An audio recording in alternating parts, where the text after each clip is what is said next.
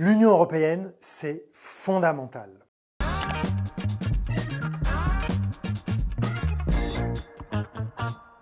Bonjour à tous, bonjour à toutes. Donc je m'appelle Sylvain Kahn, je suis professeur au Centre d'Histoire de Sciences Po et je suis ce qu'on appelle un européaniste. Ça veut dire que je cherche sur un objet spécifique et j'enseigne un objet spécifique. Cet objet, c'est l'Union européenne, on dit aussi l'intégration européenne, la construction européenne. On a des débats entre nous pour dire que l'intégration et la construction, c'est pas la même vision des choses. Mais donc ça veut dire que les gens qui enseignent l'Union européenne peuvent venir du droit, peuvent venir de la géographie comme moi, de l'histoire comme moi, mais aussi de la science politique comme beaucoup ici. Bref, c'est un objet pluridisciplinaire, et moi je suis donc au centre d'histoire. Alors il se trouve que, comme d'autres de mes collègues, cette Union européenne, je l'enseigne sous plusieurs facettes. Alors évidemment, en tant qu'historien, je donne des cours d'histoire de la construction européenne ou de la construction de l'Europe. Voilà, c'est assez logique, donc on pourrait faire un petit test. Quand est-ce que ça commence? On a des débats entre historiens. Moi je considère que ça commence en 1945. Donc vous voyez, la construction européenne, c'est quelque chose d'assez jeune, 75 ans, 80 ans, 3 générations. Et en même temps, vous voyez, c'est beaucoup plus vieux que, par exemple, la Ve République, que, par exemple, la République d'Estonie, que, par exemple, la Seconde République italienne. Donc quand vous voyez dans certains journaux ou dans certains médias, toutes les semaines ou au moins une fois par mois que l'Union européenne va disparaître, va s'écrouler, qu'elle est en danger, dites-vous bien, ah ben non, en fait, elle a 75 ans, 80 ans, 3 générations, et elle est toujours là, et elle est plus âgée que beaucoup d'autres régimes politiques. C'est très très improbable qu'elle s'effondre demain. Et en fait, c'est ça qu'il faut bien comprendre s'agissant de l'Union européenne, c'est que l'Union européenne, en fait, ce n'est pas un concert des nations européennes. Donc à chaque fois que vous entendez parler de l'Union européenne comme « mais est-ce que c'est pas l'Allemagne qui est en train de prendre le lead? Est-ce que la France va réussir à faire passer ses idées et à être plus influente? Est-ce que la Hongrie n'est pas en train de tout foutre en l'air ?» Ça ne correspond pas à ce qu'est l'Union européenne. Et en fait, l'Union européenne, c'est quoi? C'est un régime politique où il y a des délibérations entre acteurs politiques qui représentent ou qui composent des majorités, des minorités. Et d'ailleurs, en fait, on a un système politique qui finalement est assez proche, je dis pas est, je dis juste assez proche de ce qu'on connaît spontanément tous comme des États fédéraux. Si je vous dis les États-Unis d'Amérique, si je vous dis l'Allemagne fédérale, si je vous dis le Brésil, l'Indonésie, l'Inde, ben vous allez dire, bah oui, il y a un parlement avec des députés, des parlementaires qui sont élus au suffrage universel. Et puis en général, il y a une chambre qu'on appelle haute, qui est le Sénat, ou le Bundesrat, par exemple. Il y a ça aussi en Suisse ou en Belgique. Et vous avez en fait des représentants, souvent élus, des États fédérés. Alors l'Union européenne, c'est un peu comme ça, un peu, parce que vous avez bien des représentants des États fédérés dans une instance qu'on appelle le Conseil de l'Union européenne. Donc évidemment, personne ne comprend ce que c'est, parce qu'au lieu de dire Sénat ou Assemblée des États, on dit Conseil. Donc il faut se débarrasser des mots auxquels on ne comprend rien. Simplement, dans cette chambre des États, il se trouve que les États sont indépendants et souverains. C'est un oxymore. Hein. Vous avez donc une espèce de fédération d'États-nations souverains et indépendants, et non pas d'États fédérés. Voilà.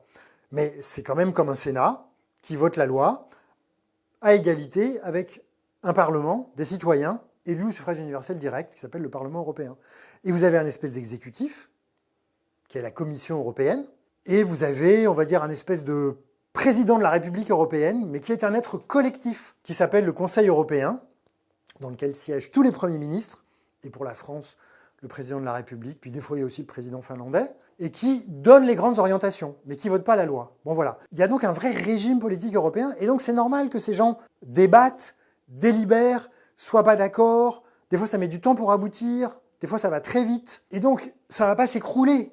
C'est juste comme dans la Ve République ou comme dans la République fédérale d'Allemagne, les gens débattent entre eux avant de prendre des décisions et de voter des lois. Je vais vous prendre des exemples pour que vous compreniez bien ce que j'essaye de vous dire ici, c'est que si vous suivez des cours sur l'Union européenne au sein de l'école d'affaires publiques de Sciences Po ou d'AmpSIA, et en particulier au sein du Master Affaires européennes, mais il y a plein de cours sur l'Union européenne très intéressants qui sont dans ces deux écoles, pas seulement dans le Master.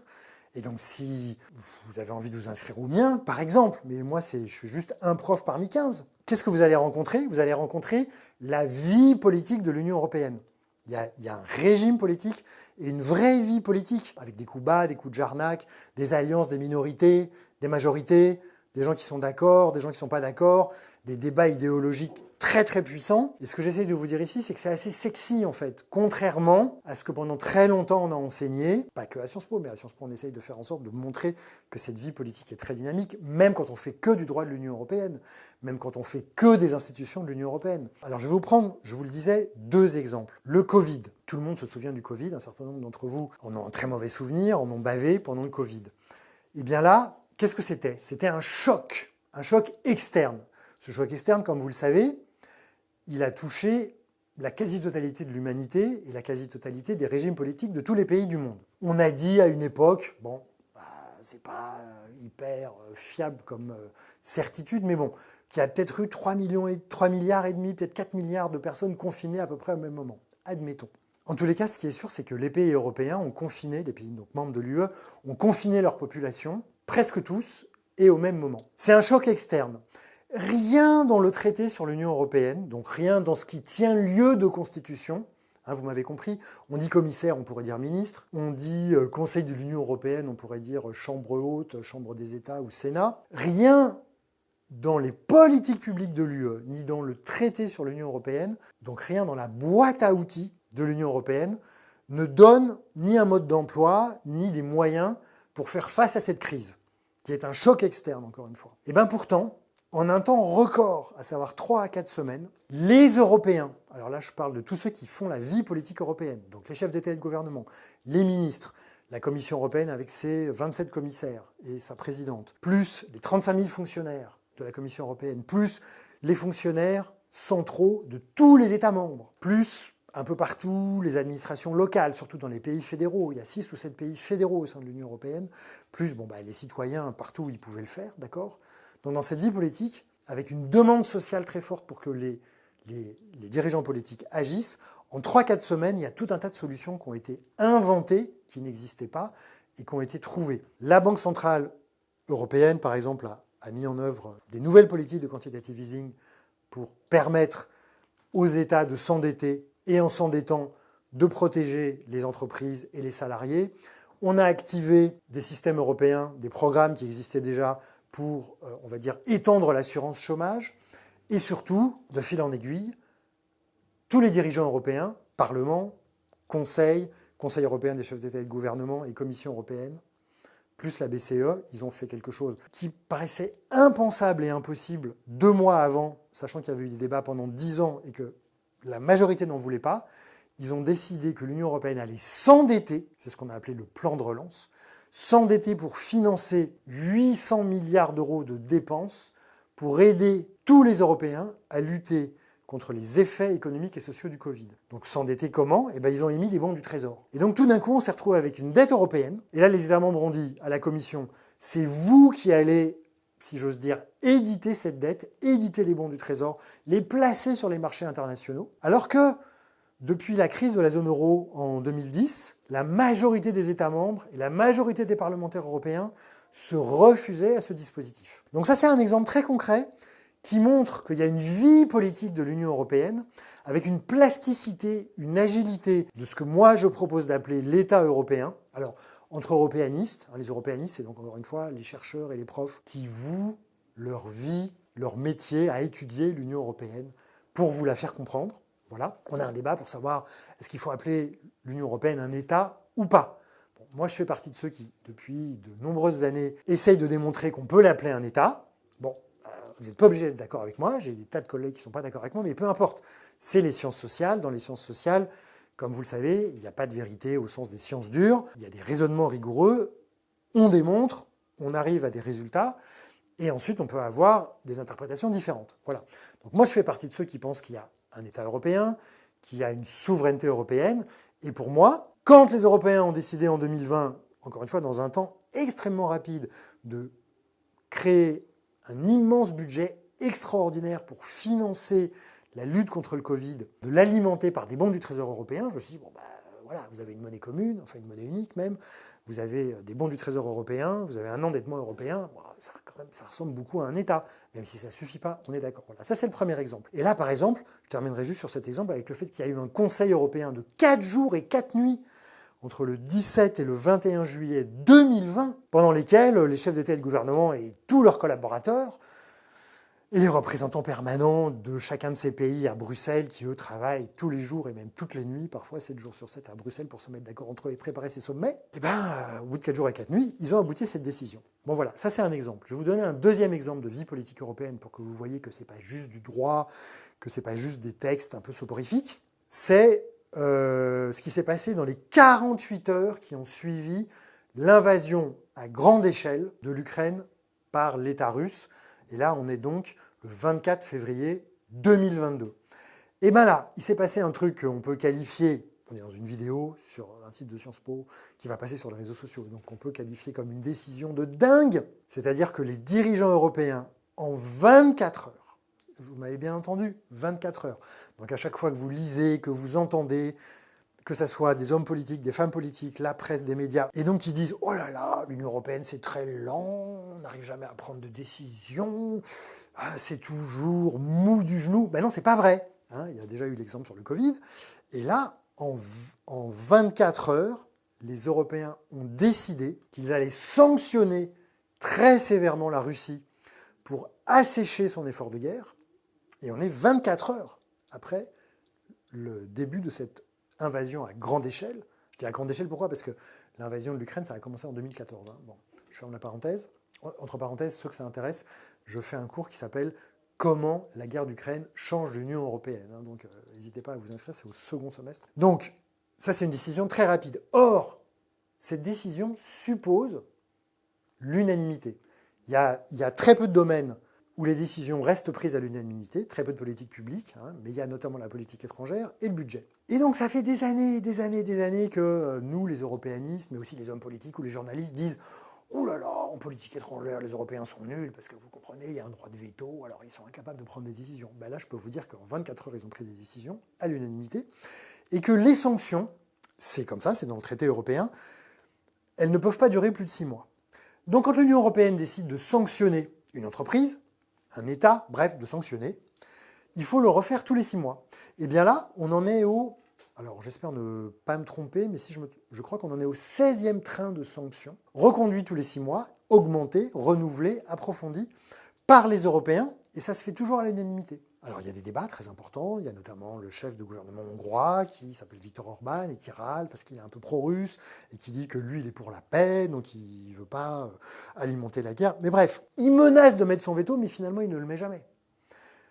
Et donc, après on peut considérer, on a des débats, on peut considérer que les sanctions ne sont pas assez efficaces, ou qu'elles sont assez efficaces. Mais en tous les cas, ce qu'on ne peut pas contester, c'est que l'Union européenne, à l'unanimité, reconduit tous les 6 mois des sanctions et en invente de nouvelles. Et dans les 24 heures en question, donc entre le 24 et le 28 février 2022, qu'ont fait les Européens? Très rapidement, pareil, ils ont décidé qu'ils allaient aider les Ukrainiens, qu'ils allaient soutenir les Ukrainiens. Alors là aussi, maintenant que Trump est au pouvoir depuis le mois de janvier, ça finit par se savoir, y compris dans les médias, si je veux dire, ça finit par devenir une connaissance qui est répandue. Maintenant, on a pris conscience, mais nous qui l'enseignons, on savait déjà depuis au moins le milieu de l'année 2024, quels sont les donateurs qui aident le plus l'État ukrainien, si vous regardez toutes les aides cumulées depuis février 2022.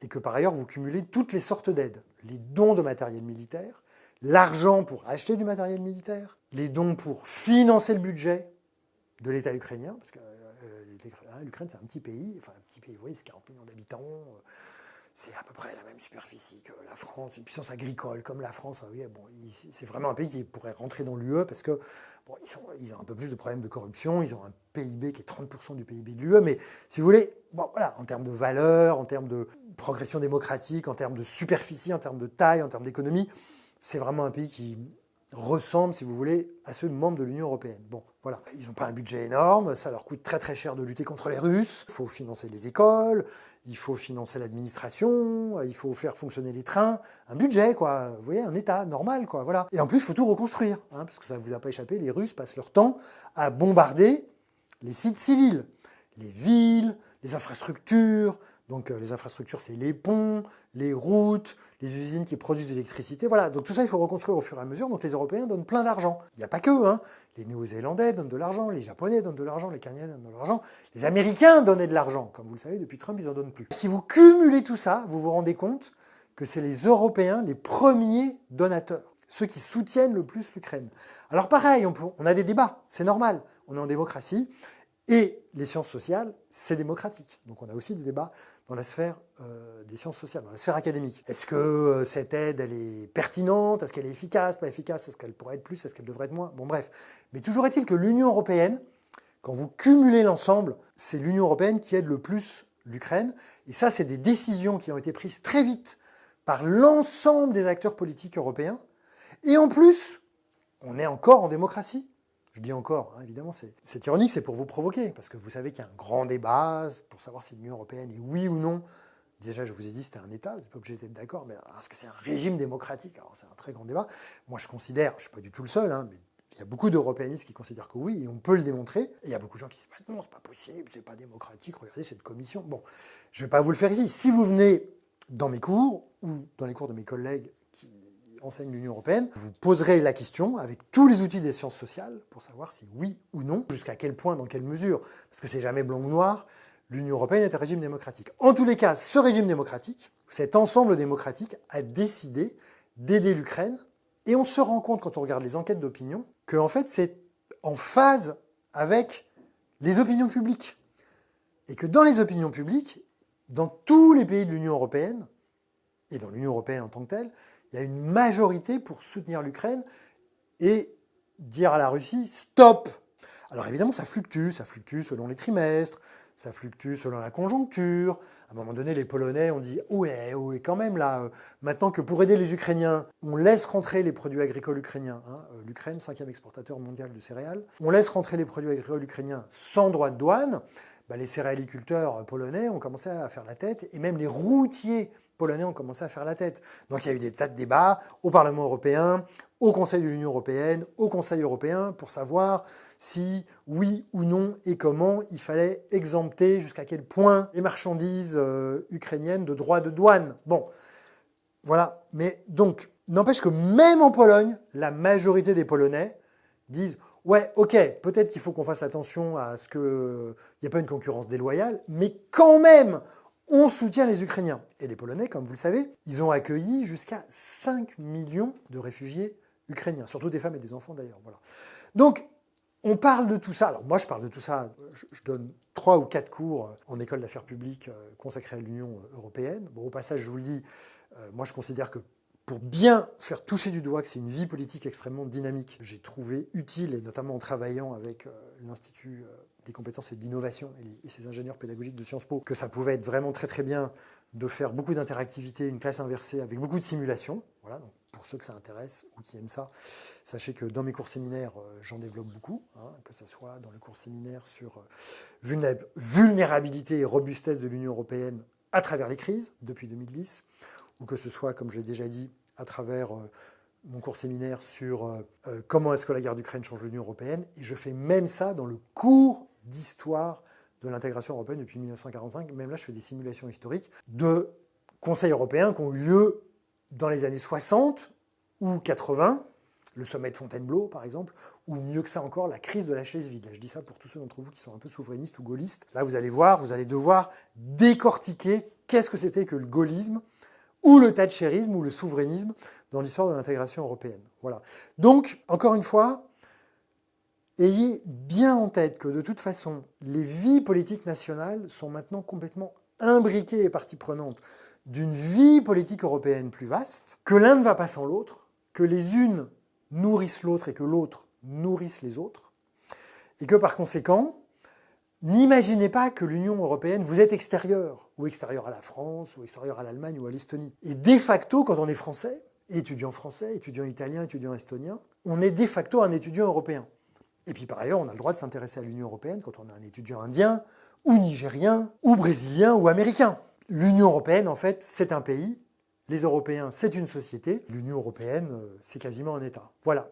C'est tout ça qu'avec mes collègues, on raconte dans nos cours sur l'Union européenne, sur les politiques publiques de l'UE, en particulier dans l'école d'affaires publiques, en particulier dans le master affaires européennes, mais aussi, bien entendu, dans la concentration Europe in the World, qui est APSIA. Donc, venez, je peux vous garantir que vous ne vous ennuierez pas. Sciences Po.